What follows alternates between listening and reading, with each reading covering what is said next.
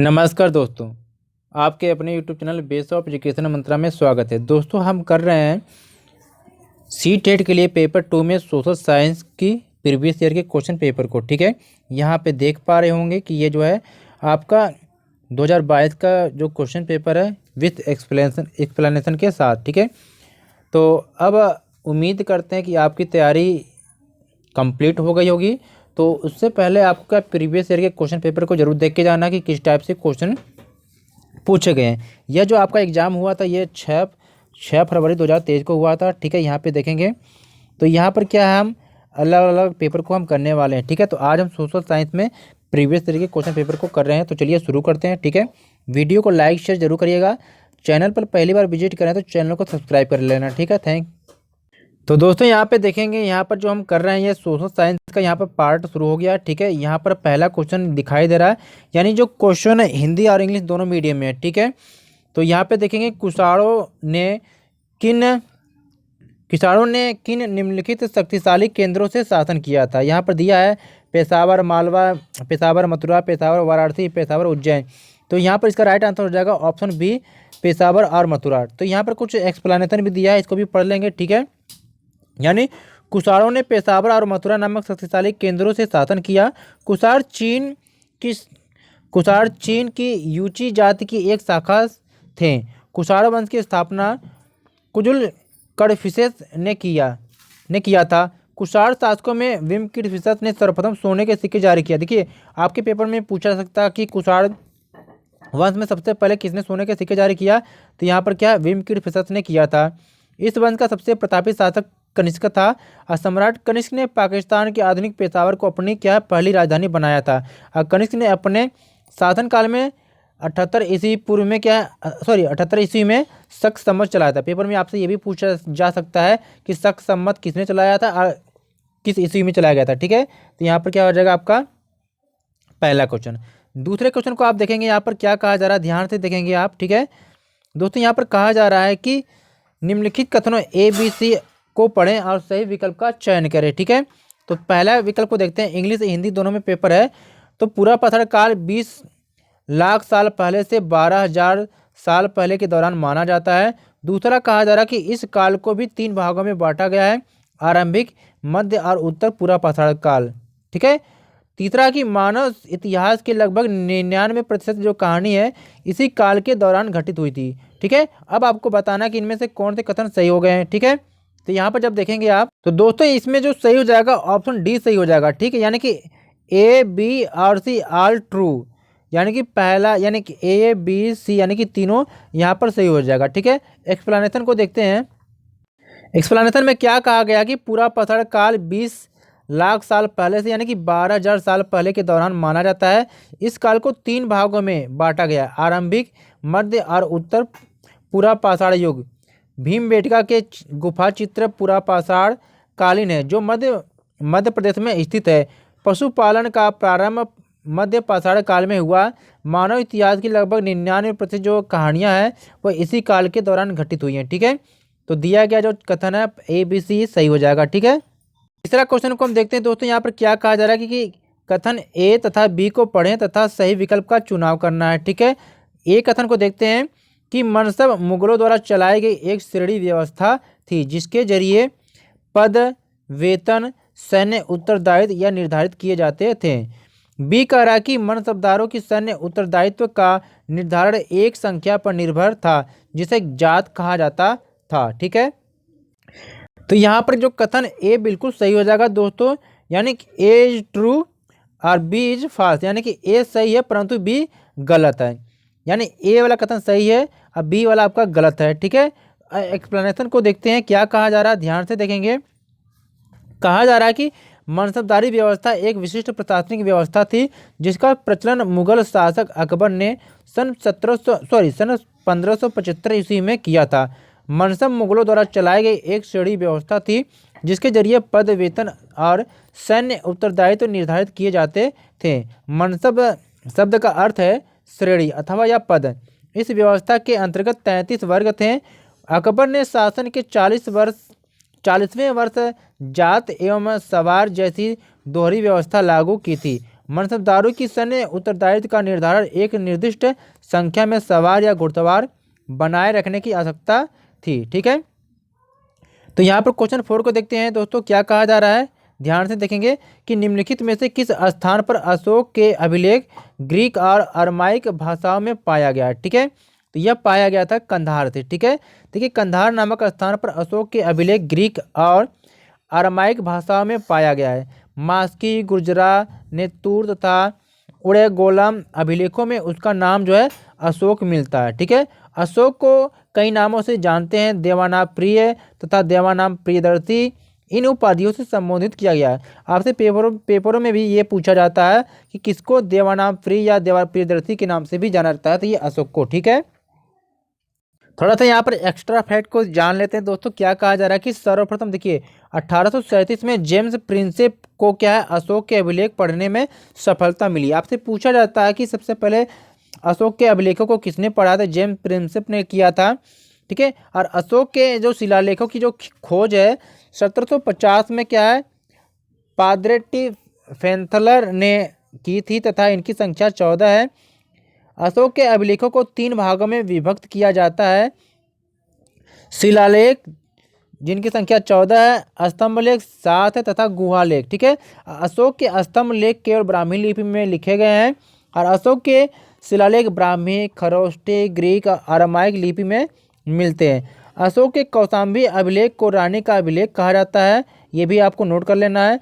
12वें शिलालेख में धार्मिक सहिष्णुता की नीति का उल्लेख। ठीक है, यानी कि 12वें अभिलेख में क्या कहा गया है कि 12वें अभिलेख में कहा गया शिलालेख में धार्मिक सहिष्णुता की नीति का उल्लेख है। 13वें शिलालेख में कलिंग युद्ध के बारे में कहा गया है, पड़ोसी राजाओं का वर्णन एवं आर्टविक राज्यों का उल्लेख भी किया गया। ठीक है, यहाँ पर 5वां क्वेश्चन को देखेंगे दोस्तों, क्या कहा जा रहा है, ध्यान से देखेंगे आप। ठीक है, यहाँ पर कहा जा रहा है कि गोंड राज्य गढ़कटंका में 70,000 गांव थे, इसे उल्लेखित किया गया है। ऑप्शन ए है। ठीक है, अब देखिए उरैया कोंडन उदयार के अभिलेख, अकबरनामा में, बुरंजी नामक ऐतिहासिक कृतियों में, अंग्रेजी ईस्ट इंडिया कंपनी के गुमारते विलियम मेथवर्ल्ड के वर्णन में। इसका राइट आंसर ऑप्शन बी हो जाएगा, अकबरनामा में। देखिए गोंड राज्य गढ़कटंका में 70,000 गांव थे और इसे अकबरनामा में उल्लेखित किया गया है। ठीक है, गोंड एक प्रकार की जनजाति थी जो झूम खेती करती थी। गढ़कटंका एक समृद्ध राज्य था। यहाँ के निवासी जंगली हाथियों को पकड़कर अन्य राज्यों में निर्यात करके बहुत धन अर्जित करते थे। बुरंजी असमिया भाषा में लिखी हुई ऐतिहासिक कृतियाँ हैं। ठीक है, अहोम राज्य सभा के पुरातत्व लेखों का संकलन बुरंजी में हुआ है। ठीक है, चलिए क्वेश्चन नंबर 6 को देखते हैं, बहुत ही महत्वपूर्ण क्वेश्चन है, ध्यान से पढ़ेंगे दोस्तों। निम्नलिखित अभिकथन ए और कारण आर पर आपको विचार करना है। ठीक है, अभिकथन को देखते हैं। स्थानीय जनजाति लोगों द्वारा पूरी उड़ीसा के जगन्नाथ की काष्ठ प्रतिमा बनाई जाती है। ठीक है, कारण करा कि जगन्नाथ मूलतः एक स्थानीय देवता थे जिन्हें आगे चलकर विष्णु का रूप मान लिया गया। ठीक है, अब आपको बताना कि सही विकल्प का आपको चुनाव करना है। ठीक है, अब देखिए इसमें क्या कि ऑप्शन ए यहाँ पर राइट हो जाएगा। ठीक है, क्या हो जाएगा राइट, यानी ए और आर दोनों सही है और ए आर की सही व्याख्या करता है। ठीक है, और विकल्प को देखेंगे, क्या कहा जा रहा है कि पूरी उड़ीसा में क्या जगन्नाथ का संप्रदाय, जगन्नाथ का शाब्दिक अर्थ है दुनिया का मालिक, जो विष्णु भगवान का पर्यायवाची है। अब तक जगन्नाथ की काष्ठ प्रतिमा स्थानीय जनजातीय लोगों द्वारा क्या बनाई जाती है, जिससे यह तात्पर्य निकलता है कि जगन्नाथ मूलतः एक स्थानीय देवता थे जिन्हें आगे चलकर विष्णु का रूप मान लिया गया। बालभद्र, सुभद्र और जगन्नाथ की लघु मूर्तियाँ ताम्रपत्र की पांडुलिपि में उड़ीसा में स्थित है। ठीक है, 12वीं शताब्दी में गंग वंश के एक अत्यंत प्रतापी राजा अनंतवर्मन ने पुरी में पुरुषोत्तम जगन्नाथ के लिए एक मंदिर बनवाने का निश्चय किया। उसके बाद 1230 में राजा अनंगभीय तृतीय अपना राज्य पुरुषोत्तम जगन्नाथ को अर्पित कर दिया और स्वयं को जगन्नाथ का प्रतिनियुक्त घोषित किया। अतः ए और आर दोनों सही है और ए की आर ए की आर की सही व्याख्या करता है। ठीक है, आगे देखते हैं दोस्तों। क्वेश्चन नंबर 7 क्या कह रहा है, ध्यान से पढ़ेंगे कि निम्नलिखित में कौन सा कथन बिरसा आंदोलन के विषय में सही है। देखिए आपके पेपरों में ऐसे ही क्वेश्चन पूछता है। ठीक है, अगर किसी टॉपिक पे आपको डिटेल नॉलेज नहीं है तो आप गलत करके आ जाएंगे। ठीक है, देखिए कहा जा रहा है कि निम्नलिखित में से कौन सा बिरसा आंदोलन के विषय में सही है। पहला कि बिरसा के अनुयायियों ने लाल झंडे को बिरसा राज्य का प्रतीक बनाया। दूसरा कहा जा रहा है कि बिरसा ने लोगों को उकसाने के लिए परंपरागत प्रतीकों और भाषा का इस्तेमाल किया। तीसरा कहा जा रहा है कि बिरसा आंदोलन आदिवासी समाज को सुधारने के विरुद्ध था। चौथा कहा जा रहा है कि बिरसा ने मिशनरियों और हिंदू जमींदारों का लगातार विरोध किया। अब इसमें से कौन सा सही आपको बताना है, तो यहाँ पर ऑप्शन ए राइट हो जाएगा। ठीक है, ऑप्शन ए यहाँ पर राइट हो जाएगा। क्या कहा जा रहा है कि बिरसा का जन्म एक मुंडा परिवार में हुआ था। मुंडा एक जनजाति समूह है जो छोटा नागपुर में रहता है। 1895 में बिरसा ने अपने अनुयायियों में आह्वान किया कि वे अपने गौरवपूर्ण अतीत को पुनर्जीवित करने के लिए संकल्प ले।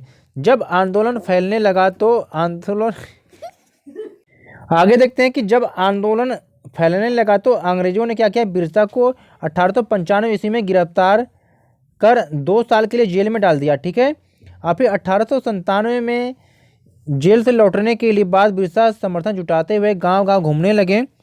बिरसा ने लोगों को उकसाने के लिए परंपरागत प्रतीकों और भाषा का इस्तेमाल किया और सफ़ेद झंडा बिरसा का राज्य का प्रतीक था। कौन सा झंडा, सफ़ेद झंडा। ठीक है, चलिए आगे देखते हैं। यानी इसमें क्या सही हो जाएगा, बी सही हो जाएगा और आपका डी सही हो जाएगा। ठीक है ना, ये बी और डी सही हो जाएगा। आगे देखेंगे क्या कहा जा रहा है कि बिरसा का आंदोलन आदिवासी समाज को सुधारने का था। अब बिरसा ने वैष्णव धर्म प्रचारक के साथ भी कुछ समय बिताया था। उन्होंने मुंडाओं से आह्वान किया कि वे शराब पीना छोड़ दें, गांवों को साफ रखें और जादू टोना में विश्वास न करें। यहाँ ध्यान देने वाली बात यह है कि बिरसा ने मिशनरियों और हिंदू जमींदारों का भी लगातार विरोध किया। वह उन्हें बाहर का मानते थे जो मुंडा जीवन शैली को नष्ट कर सकते हैं। ठीक है,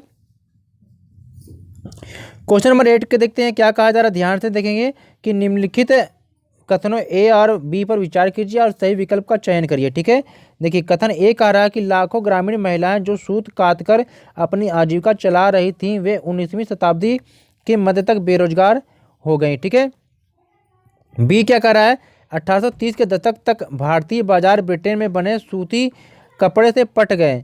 1880 के दशक तक स्थिति यह हो गई थी कि भारत के लोग जितना कपड़ा पहनते थे उसमें से 2/3 ब्रिटेन में बना होता था। अब आपको बताना कि कौन सा कथन यहाँ पर सही है। देखिए ऑप्शन डी यहाँ पर राइट होगा। क्यों, क्या कहा जा रहा है कि ए और बी दोनों सही है तथा ए कारण बी है। ठीक है ना, यानी तथा ए का कारण बी है। ठीक है, यानी कि ए और बी दोनों सही है यहाँ पर कथन, यानी ए और बी दोनों सही है। ठीक है, एक्सप्लेनेशन को देख लेते हैं।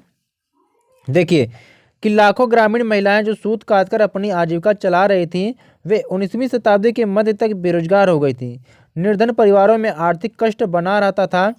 कुछ संदर्भों में महिलाओं, वृद्ध लोगों और बच्चों को भी ढंग से क्या परिवार के उपलब्ध संसाधनों तक पहुँच से वंचित किया जाता था। ठीक है, 1880 के दशक तक स्थिति यह हो गई कि भारत के लोग जितना कपड़ा पहनते थे उसका 2/3 भाग ब्रिटेन से बना होता था, क्योंकि उस समय ब्रिटेन एक पूंजीवादी देश था जहां भारत के ही सूत के कपड़े बनते थे और ब्रांड के रूप में भारत में आते थे। यानी कि भारत से कच्चा माल इंग्लैंड को जाता था और वहां से तैयार माल भारत में ही आता था बिकने के लिए। ठीक है, अब देखिए क्वेश्चन नंबर 9 को देखते हैं कि निम्नलिखित में से कौन सा कथन सही आपको बताना है। ए है कि महात्मा गांधी और रविंद्रनाथ टैगोर ने औपनिवेशिक शिक्षा का क्या है, विरोध किया। ठीक है, दूसरा कहा जा रहा है बी यहाँ पे कह रहा है कि महात्मा गांधी और रविंद्रनाथ टैगोर ने औपनिवेशिक शिक्षा का समर्थन किया। ठीक है, सी कहा जा रहा है कि महात्मा गांधी ने औपनिवेशिक शिक्षा का विरोध किया किंतु टैगोर ने इसका समर्थन किया।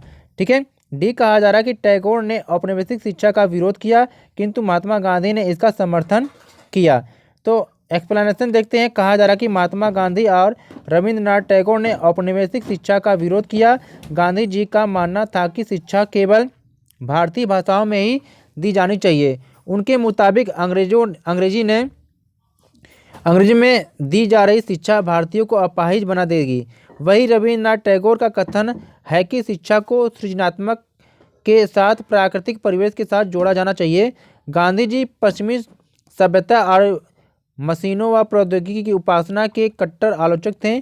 टैगोर आधुनिक पश्चिमी सभ्यता और भारतीय परंपरा के श्रेष्ठ तत्वों का सम्मिश्रण चाहते हैं। ठीक है, चलिए अगले क्वेश्चन को देखते हैं। यहाँ पर अगला क्वेश्चन यहाँ पर है कि प्राचीन ग्रंथों में विविधताओं को जलाने की अनुमति कहीं नहीं दी गई है। ठीक है, यह कथन किस समाज सुधारक के साथ जुड़ी हुई है? ठीक है, तो ये ऑप्शन डी सही है, राजाराम मोहन राय के साथ जुड़ी है, यानी कि प्राचीन ग्रंथों में विधवाओं को जलाने की अनुमति कहीं नहीं थी। ठीक है, और यह कथन प्रसिद्ध समाज सुधारक राजाराम मोहन राय के साथ जुड़ा हुआ है और इनको भारतीय पुनर्जागरण का अग्रदूत और आधुनिक भारत का जनक भी कहा जाता है। कि इनको राजाराम मोहन राय को, ठीक है, यानी इनको क्या कहते हैं, भारतीय पुनर्जागरण का अग्रदूत और आधुनिक भारत का जनक भी कहा जाता है। इन्होंने बाल विवाह, सती प्रथा, जातिवाद, कर्मकांड यानी कि पर्दा प्रथा का भरपूर क्या इन्होंने विरोध किया था। ठीक है, चलिए आगे देखते हैं अगले क्वेश्चन में कि भारत में अंग्रेजों के शासन के दौरान निम्नलिखित में से कौन से संगठन ने जाति उन्मूलन पर क्या है मुख्य ध्यान दिया है, आपको बताना है। ठीक है, तो यहाँ पर जो राइट आंसर हो जाएगा ऑप्शन डी हो जाएगा, यानी कि सत्यशोधक समाज। ठीक है, देखिए भारत में अंग्रेजों के शासन के दौरान सत्यशोधक समाज नामक संगठन ने जाति उन्मूलन पर क्या है मुख्य ध्यान दिया। आप सभी को पता होना चाहिए कि सत्यशोधक समाज नामक जो संगठन था इसकी स्थापना 1873 में हुई थी और किसने किया था, ज्योतिबा फूले द्वारा किया गया था। यह एक छोटे से समूह के रूप में शुरू हुआ था और इस संगठन का मुख्य उद्देश्य था शूद्र एवं अस्पृश्य जाति के लोगों को विमुक्त करना था। इसी समय ज्योतिबा फूले ने 1873 ईस्वी में गुलामगिरी नामक एक पुस्तक लिखा था। देखिए आपको क्या याद रखना है कि ज्योतिबा फूले ने क्या किया था, एक पुस्तक लिखा, गुलामगिरी लिखा था और इन्होंने क्या है एक संगठन की यानी कि स्थापना किया था जिसका नाम था सत्यशोधक समाज। ये 1873 में हुआ था। ये 3 पॉइंट आपको याद होना चाहिए। ठीक है, अगला क्वेश्चन यहाँ पर क्या कहा जा रहा है, 12 क्वेश्चन कि टीपू सुल्तान द्वारा अंग्रेजों का विरोध के संदर्भ में कथन ए एवं कथन बी को पढ़ें तथा सही उत्तर चुनें। ठीक है, कथन ए कह रहा है कि अपनी मृत्यु तक टीपू सुल्तान अंग्रेजों के विरुद्ध लड़ते रहे। बी कहा जा रहा है कि उसने अंग्रेजों की सांस्कृतिक परंपराओं का विरोध किया। ठीक है, इसका राइट आंसर हो जाएगा ऑप्शन सी हो जाएगा। ठीक है, क्या हो जाएगा ऑप्शन सी, यानी कि क्या दोनों यानी ए और बी दोनों सही है, यानी कि ए भी सही है और बी भी सही है। ठीक है, चलिए यहाँ पे देखेंगे, एक्सप्लेनेशन को आप पढ़ लेंगे। ठीक है, चलिए आगे देखते हैं क्वेश्चन नंबर 13 को देखते हैं। अगला क्वेश्चन कि poverty and unarbitrary rule in India नामक पुस्तक के लेखक कौन है, तो ये कौन है, दादा भाई नौरोजी हैं। ठीक है, और इनको क्या कहा जाता है, इनको grand old man of India भी के नाम से भी कहा जाता है। ठीक है, चलिए आगे देखते हैं। एक चीज आपको याद रखना कि यह 1892 से लेकर 1895 के बीच फिन्सबरी सेंट्रल का प्रतिनिधित्व करने वाले ब्रिटिश हाउस ऑफ कॉमन्स में लिबरल पार्टी के सदस्य थे। ठीक है, अगले क्वेश्चन को देखते हैं। क्वेश्चन नंबर 14 कि किन किन देशों के राजनेता गुटनिरपेक्ष आंदोलन का हिस्सा थे, तो ये ऑप्शन ए यहाँ पर राइट हो जाएगा, यानी कि भारत, यूगोस्लाविया, इंडोनेशिया, घाना तथा मिस्र। ठीक है, चलिए अगले क्वेश्चन की तरफ चलते हैं। क्वेश्चन नंबर 15 क्या कहा जा रहा है कि इनमें से किन ग्रहों के चारों ओर छल्ले होते हैं। ठीक है, तो ये ऑप्शन ए यहाँ पर राइट हो जाएगा, यानी कि कौन कौन हो जाएगा इसमें सही, ध्यान से देखेंगे तो बृहस्पति आपका हो गया, आपका शनि हो गया आपका, ठीक है, यूरेनस हो गया। ठीक है, यानी कि बृहस्पति, शनि, यूरेनस जिसको हम अरुण भी कहते हैं, इन सभी ग्रहों के चारों ओर क्या छल्ले हैं। ठीक है, यानी बृहस्पति क्या, यह सौरमंडल का सबसे बड़ा ग्रह है। यह अपने अक्ष पर सबसे तीव्र गति से घूर्णन करता है। बृहस्पति के कुल उपग्रहों की संख्या 95 है। बृहस्पति का उपग्रह जिसका नाम क्या है, गैनीमीड है, यह क्या सौरमंडल का सबसे बड़ा उपग्रह है। ठीक है, शनि जो है उपग्रह है, शनि का जो उपग्रह क्या टाइटन इसका नाम है, आप सभी को पता है। ठीक है, अगला क्वेश्चन है यहाँ पर है कि भारतीय मानक समय किस मानक यामोत्तर पर आधारित है। ठीक है, तो आप सभी जानते हैं कि 82.5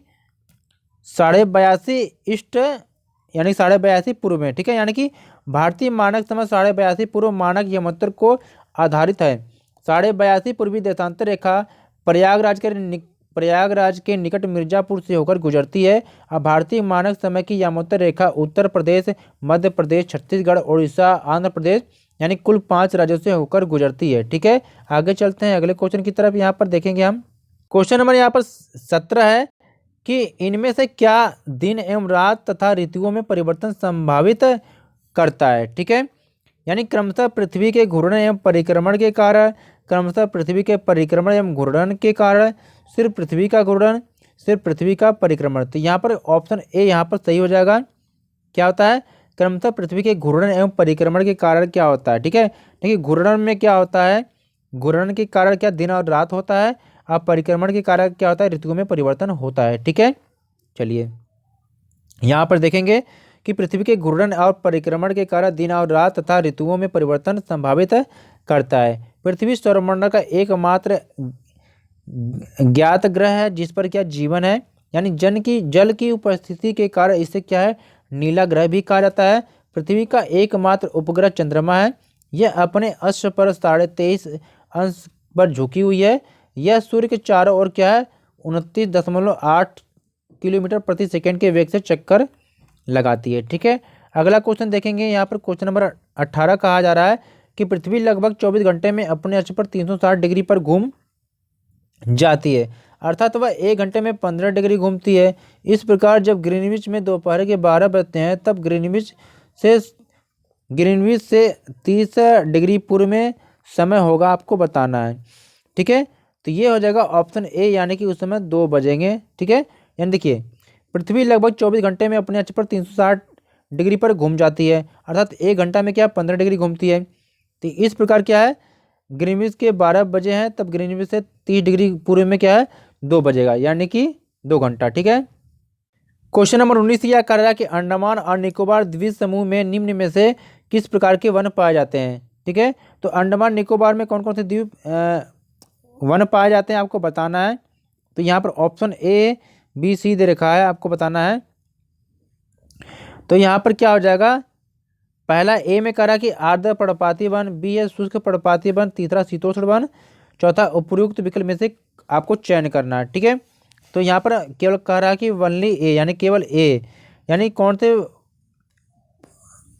आपके वहाँ पर वन पाए जाते हैं, तो आर्द्र पर्णपाती वन पाए जाते हैं। ठीक है, तो यहाँ पर देखेंगे आपसे क्या कहा जा रहा है कि अंडमान और निकोबार द्वीप समूहों में आर्द्र पर्णपाती वन पाए जाते हैं। यह भारत का एक केंद्र शासित प्रदेश है। यह बंगाल की खाड़ी के दक्षिण में हिंद महासागर में स्थित है। यह कई छोटे बड़े द्वीपों से मिलकर बना है। इसकी राजधानी क्या पोर्ट ब्लेयर है। ठीक है, अगला क्वेश्चन है दोस्तों कि क्वेश्चन नंबर 20 का रहा कि निम्न कथनों को और पढ़ें। ठीक है, पहला कथन ए है कि ग्रेनाइट ठोस चट्टानों से चट्टानें हैं तथा बिल्डिंग बनाने, सजावटी व सिलबट्टे के तौर पर प्रयोग में लाई जाती है।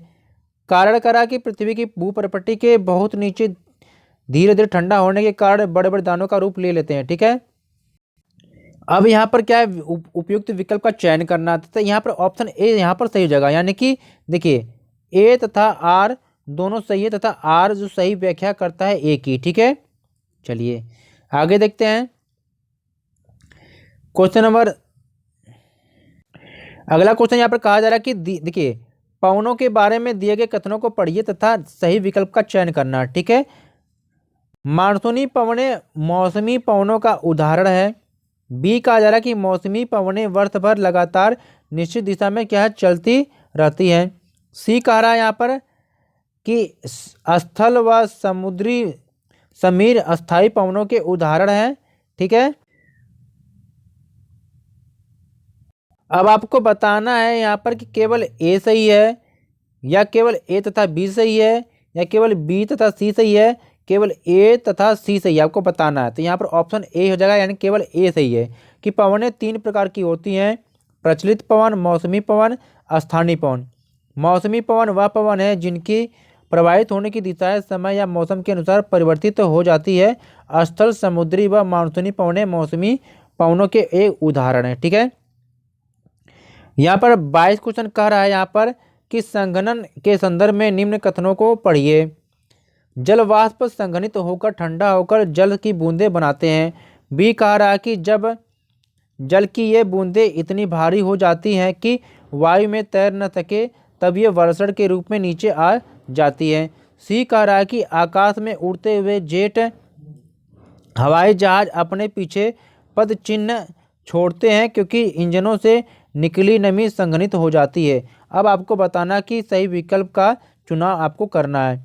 तो देखिए यहाँ पर जो विकल्प जो है ये डी सही हो जाएगा, यानी कि सभी ए बी और सी सही है। ठीक है, यानी सभी जो ए बी जो सी है तीनों ये सही हो जाएगा। यहाँ पर ए बी सी तीनों सही हो जाएगा। ठीक है, चलिए आगे चलते हैं।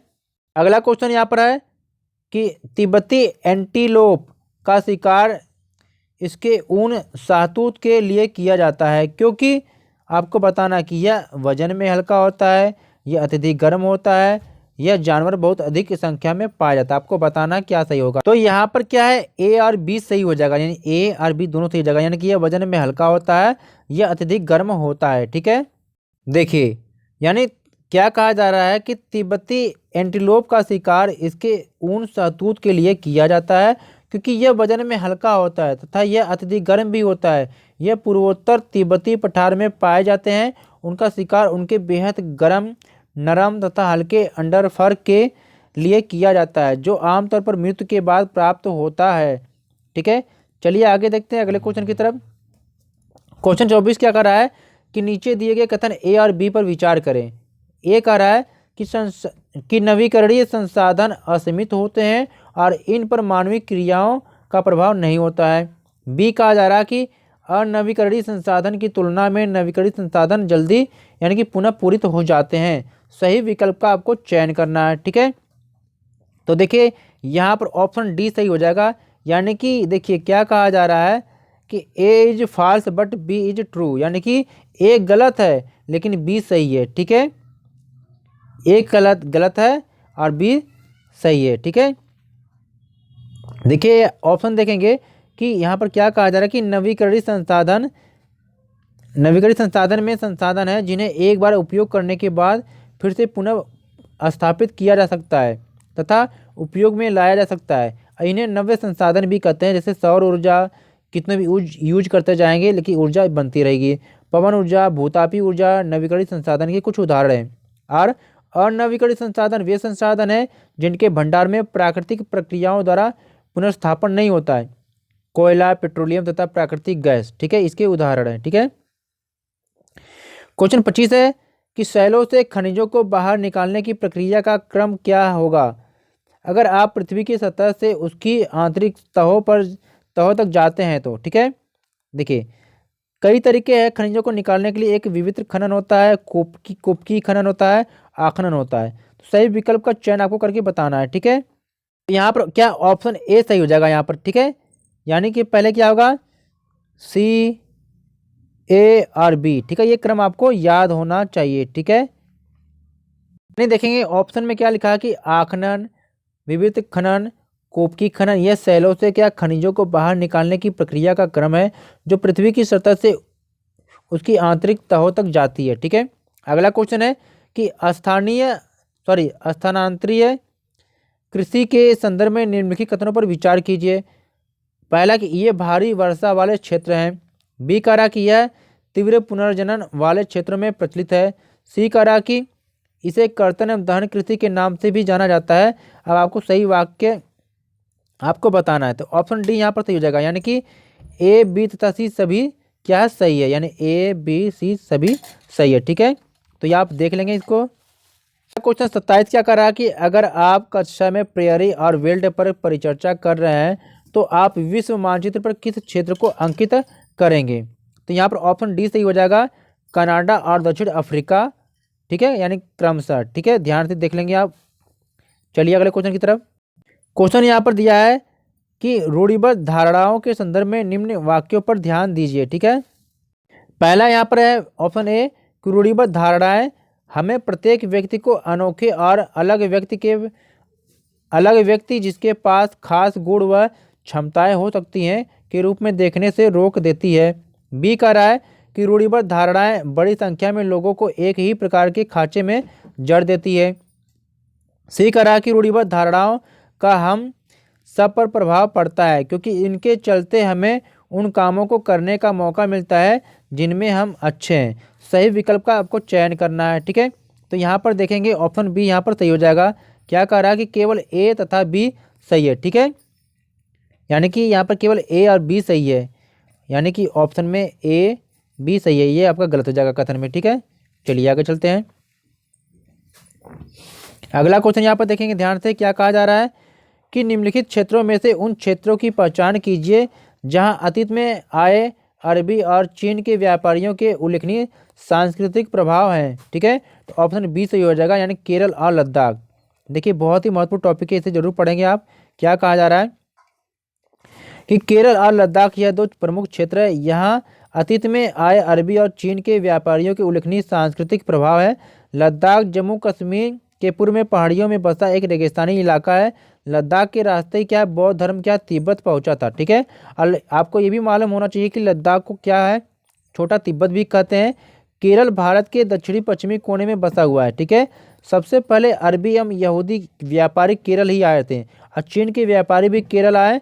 यहाँ पर मछली पकड़ने के लिए जो जाल इस्तेमाल किया जाता है उसे क्या कहते हैं, उसे कहते हैं कि चीनी, यानी कि यहाँ पर चीन के व्यापारी भी, यहाँ पर क्या मछली पकड़ने के लिए जो जाल इस्तेमाल किया जाता है वे चीनी जालों से हुबहू मिलते हैं, जिन्हें चीनी वाला कहते हैं। देखिए ध्यान से आपसे पूछा जा सकता है कि दोस्तों आपको ध्यान देना कि आपके पेपर में पूछा जा सकता है कि केसर सागा किसे कहते हैं या क्या है केसर सागा। तो ये तिब्बत का एक ग्रंथ है, ठीक है। और फिर आपसे ये भी पूछा जा सकता है कि चीनी वाला क्या है। तो चीनी वाला देखिए क्या है कि यानी कि चीनी एक जाल है, यानी मछली पकड़ने वाला एक जाल होता है, तो हुबहू चीनी जाल की तरह मिलता है, तो इसे चीनी वाला भी कहते हैं, ठीक है। तो ये सब आपको पढ़ के जाना है, ये एनसीईआरटी किताबों के क्वेश्चन है, ठीक है। क्वेश्चन है दोस्तों यहाँ पर कि भारत के उपराष्ट्रपति का चुनाव के द्वारा होता है, यानी किसके द्वारा होता है आपको बताना है। ऑप्शन सी यहाँ पर सही है, यानी कि निर्वाचक मंडल द्वारा अप्रत्यक्ष रूप से चुनाव होता है, ठीक है। यानी देखिए भारत के उपराष्ट्रपति का चुनाव एक निर्वाचक मंडल के द्वारा अप्रत्यक्ष रूप से होता है। भारतीय राष्ट्रपति का चुनाव एक निर्वाचक मंडल के माध्यम से किया जाता है, जिसमें राज्यसभा, लोकसभा और राज्यों की विधानसभाओं के निर्वाचित सदस्य रहते हैं, ठीक है।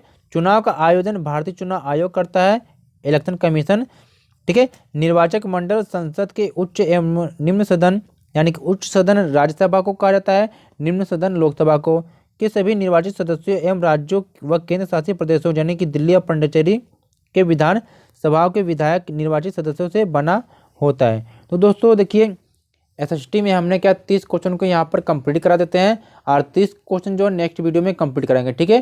तो प्लीज़ चैनल को सब्सक्राइब कर लें कि सारे जो प्रीवियस ईयर के क्वेश्चन को हम आप सही से देख सकें, ठीक है।